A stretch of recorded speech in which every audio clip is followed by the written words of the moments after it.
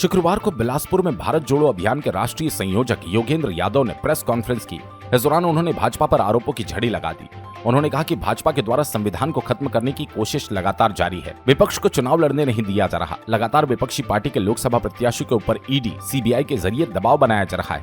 जब इसका विरोध किया जाता है तो उसे जेल में बंद कर दिया जा रहा है। इस दौरान उन्होंने जाति जनगणना कराने की भी बात कही और आरक्षण को लेकर लोगों के मन में उठ रहे सवालों को भी स्पष्ट किया।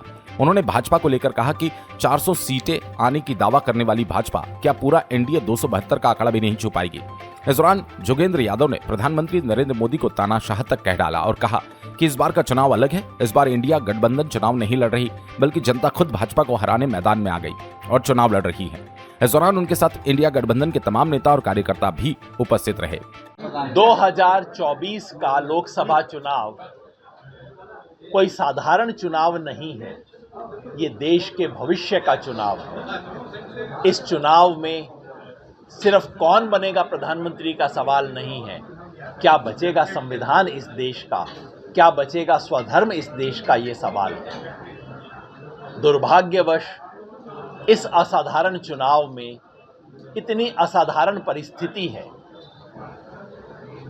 मैच शुरू होने से पहले अंपायर बदल दिए गए हैं, सामने वाली टीम की रसद बंद कर दी गई है, टीम के खिलाड़ियों को मैदान से बाहर खींच लिया गया है।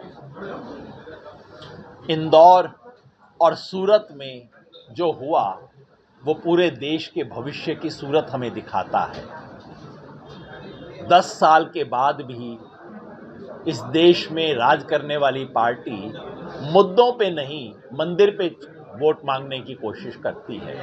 इस देश के प्रधानमंत्री ऐसे बयान देते हैं जो कि प्रधानमंत्री पद की शोभा तो छोड़ दीजिए, किसी भी संवैधानिक दायरे में नहीं आते। लेकिन इस सब के बावजूद इस देश की जनता खड़ी हो रही है, चुनाव पलट रहे हैं, विपक्ष से ज़्यादा जनता चुनाव लड़ रही है।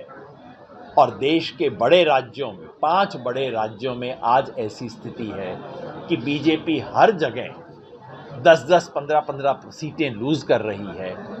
400 पार की बात तो छोड़ दीजिए, इस बार तो 2004 का नज़ारा मुझे दिख रहा है, यानी कि 272 सीट के लाले पड़ रहे हैं। चुनाव पलट रहा है, बीजेपी बौखलाई हुई है और ऐसे में देश को चाहने वाले हर व्यक्ति की जिम्मेवारी बनती है कि हम इस देश में सत्ता परिवर्तन के साथ संविधान को बचाएं।